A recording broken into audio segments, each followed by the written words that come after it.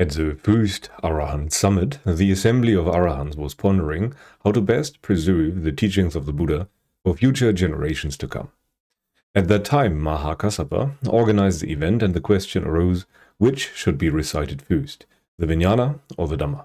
Ultimately, the assembly of Arahants decided that the Vinaya should be recited first, even though it is not the special contribution of the Buddha.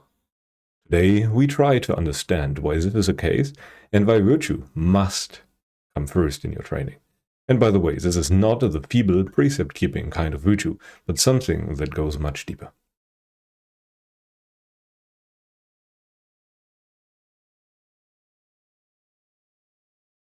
But, as you know, I like to have my videos be understood with as little prior knowledge as possible, and as such, I want to contextualize a bit. People usually understand the term virtue in various different ways, and not all of them are correctly creating the necessary groundwork that is necessary for liberation. But let us start with a common idea of virtue in the modern world. Here, people usually think of it in terms of selflessness or charitability. They think of it in terms of what they deem as good behaviors. All of those things usually have a relationship to the virtue that the Buddha taught, but they are not quite it yet, which is kind of important. And in the modern Buddhist community, people usually get a bit more specific when it comes to the implementation of virtue. While they do recognize that the Buddha praised charity, they usually focus more on the 8 or 5 or 10 precepts that the Buddha gave us as training aids. For the vast majority of modern Buddhists, virtue is kind of a nuisance that has to be, well, checked off to get to the good stuff at the end. A necessary early entry on a checklist that you cross off to never think of again. They essentially keep the precepts and never give the topic of sila a second thought. While I obviously cannot speak for everyone, clearly. This is the overwhelming impression that I get when encountering new people. And even if people say that they think sila is important, they usually limit themselves to a very, well, feeble kind of virtue. And if we read the suttas carefully and try to get a more holistic picture, they paint a much broader picture of the practice of virtue. The Buddha never really limited himself to just keeping certain rules and practices. In fact, he even called that a fetter, the fetter of rites and rituals.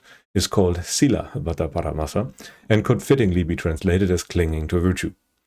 Instead, the Buddha usually explained virtue as an umbrella term for multiple practices that all boil down to one thing: fixing one's unwholesome conduct. Essentially, virtue means robbing suffering of its immediate or proximate fuel by stopping to do those actions rooted in greed, aversion, and delusion that poison your experience. They are the part of experience, as you know it, that is poisonous, that is dangerous, that should be stopped. You stop doing or fueling your suffering by stopping all the actions that create suffering, like you stop obesity by restraining all those actions that lead to obesity. It is actually quite simple in its nature, or at least it can be simply phrased, even though the training is quite hard. Yet, as it is the case with obesity, it might come back if you have not understood the process properly or have not fully seen and understood the harm of it. In the same way, virtue can lead you to the heavens, but eventually you will fall down again, as you could, at any time, start doing actions of greed, aversion, and delusion again. You can become forgetful, you can become negligent again. And this is what the Dhamma prevents. Based on virtue alone, there is absolutely no guarantee that you are free forever, and that is where the Buddha comes into play, with his teachings special to the Buddha that enable exactly that. All religions in the world can lead to a place of non-suffering based on virtue that feels heavenly. But there is only one teaching that goes beyond and makes this state irreversible. But anyway, how did the Buddha explain virtue in the suttas? Here I like to use the Rahula Sutta as an example that I cite quite often, and it is about the purification of conduct. And the Buddha pretty much talks to his own son that he named after a fetter. Rahula means fetter. Rahula, when you wish to do an action with the body, you should reflect upon that same bodily action thus. Would this action that I wish to do with the body lead to my own affliction, or to the affliction of others, or to the affliction of both? Is it an unwholesome bodily action with painful consequences, with painful results? When you reflect, if you know this action that I wish to do with the body would lead to my own affliction, or to the affliction of others, or to the affliction of both, then it is an unwholesome bodily action with painful consequences, with painful results. Then you definitely should not do such an action with the body. But when you reflect, if you know this actions that I wish to do with the body would not lead to my own affliction, or to the affliction of others, or to the affliction of both, then it is a wholesome bodily action with pleasant consequences, with pleasant results. Then you may do such an action with the body.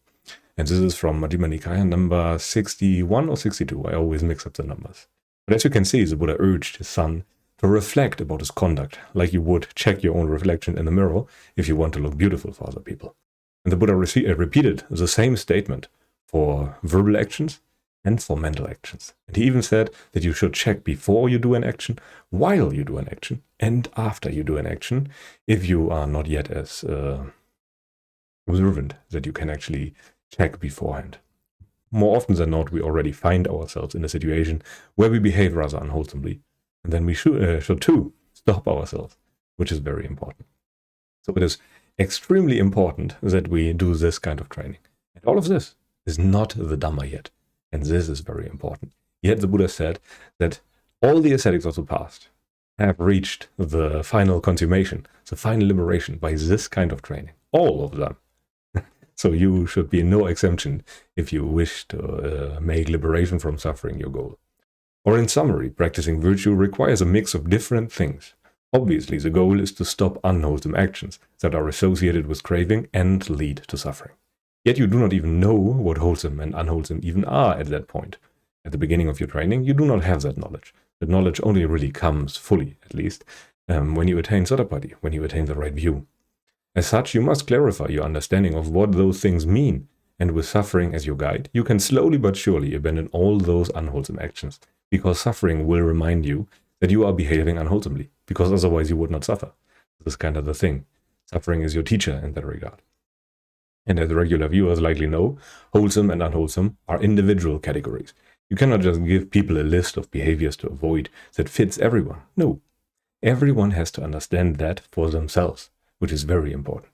Just to give you an idea, wholesome and unwholesome are determined by the association with craving of an action and by the results that action leads to. If you go to the library to read about the Dhamma because you have too little knowledge, that is very likely wholesome. It's leading you to liberation. If you go there, though, you know enough, or if you know enough, just to distract yourself, then that same action that looks identical from the outside would be unwholesome. And this is even true when you talk about actions related to Dhamma. But this goes even further. On an individual level, simple things like eating chocolate can be unwholesome in the morning and wholesome or at least neutral in the evening, simply based on the presence of craving. Sometimes an action that you do leads you to liberation, and sometimes it doesn't. As you can see, and this is likely why people, dislike the Sutta virtue. It's complicated. It's an individual category that you cannot simply check off, that you must understand for yourself, and this usually requires a lot of work and a trial and error approach for a long time. And given all of that, one might already think that virtue is quite more than just a precept. It is every bit of gradual training that leads up to the right view, and as such you must clearly know why and how you get close to it bit by bit. It is not some side quest or optional exercise. This is not just something you can cross off to get to the good stuff. Virtue is and remains to be an essential part of the practice that you can never stop maintaining. It is just that your virtue becomes, higher virtue at some point upon attaining the right view. But the only difference is that you now know in a targeted manner how to treat the craving in your experience, how to abandon it. And you know that with confidence, based on your own experience, because you have seen that it is working. In essence, there are just two ingredients to make a breakthrough to the Dhamma. Those are the instructions of another people who has understood the Dhamma and yoniso manasikara, or womb attention. While the instructions are readily available in the suttas, the womb attention is a bit harder to cultivate, as everything we normally do leads to drifting away of our attention from the womb of experience, or from the source, or however you want to phrase it. There are, 10 to 20 different terms people use for the very same thing. Womb, source, background, whatever. It's all the same. And every action of greed, aversion, and delusion, every unwholesome action, means that we rather look somewhere else. We actively decide to look elsewhere, not towards the Dhamma, which is always there. It should be quite clear why we cannot see the Dhamma when we look somewhere else all the time. And this is why we need virtue.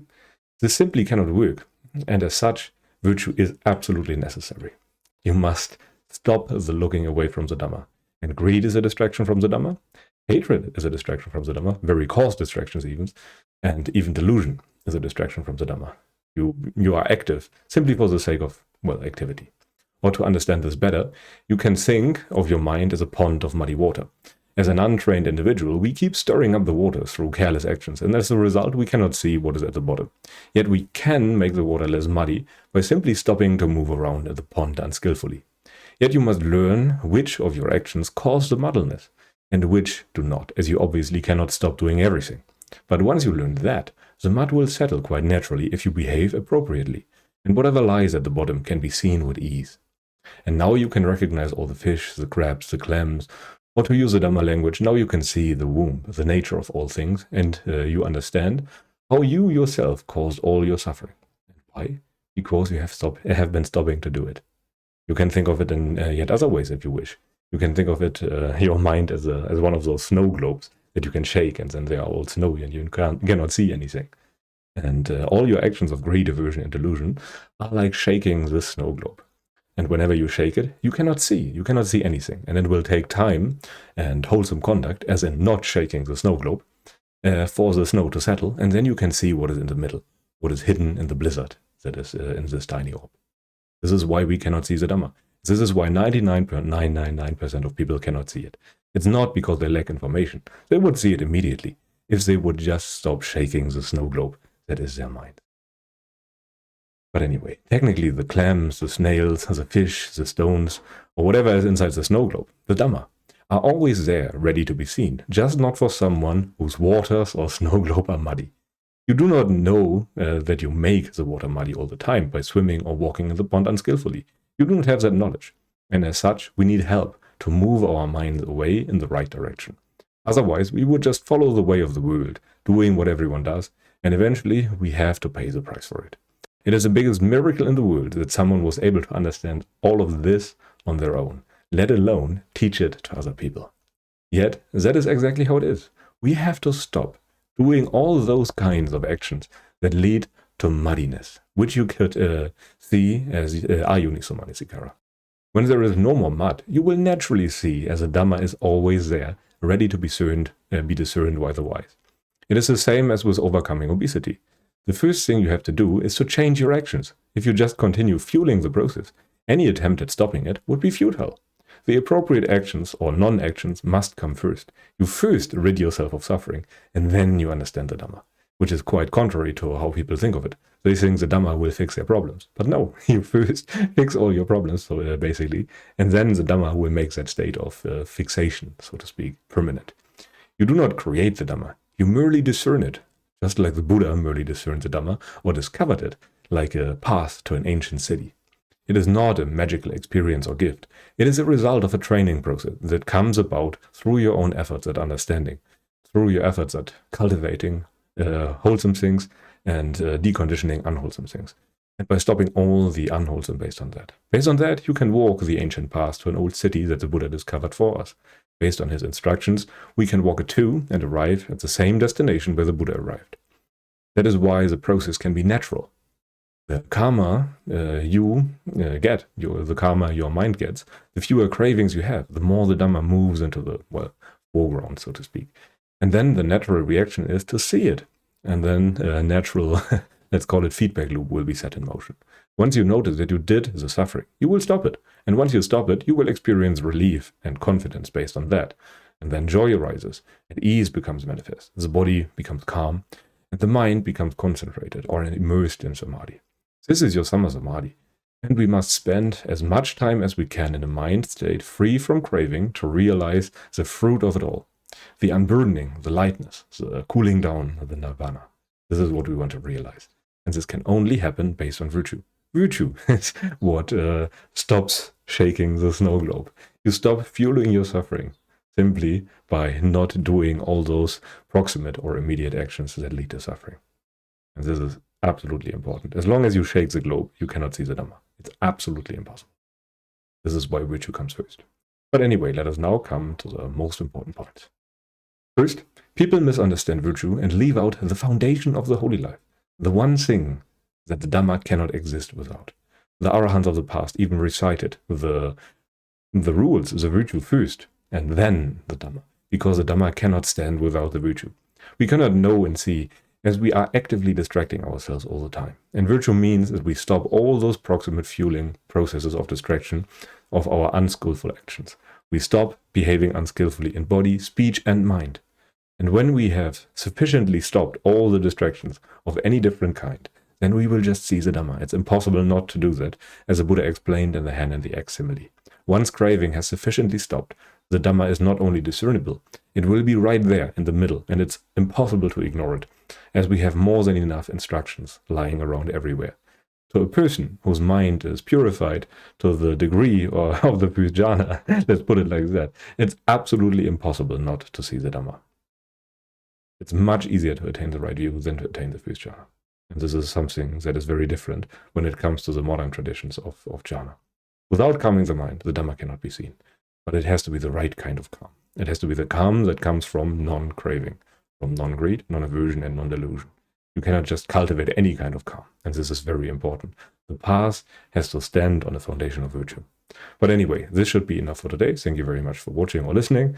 If you enjoy what we do, feel free to join the Dhamma Hub Discord server. Or, well, yeah, anyway. Have a nice day and goodbye.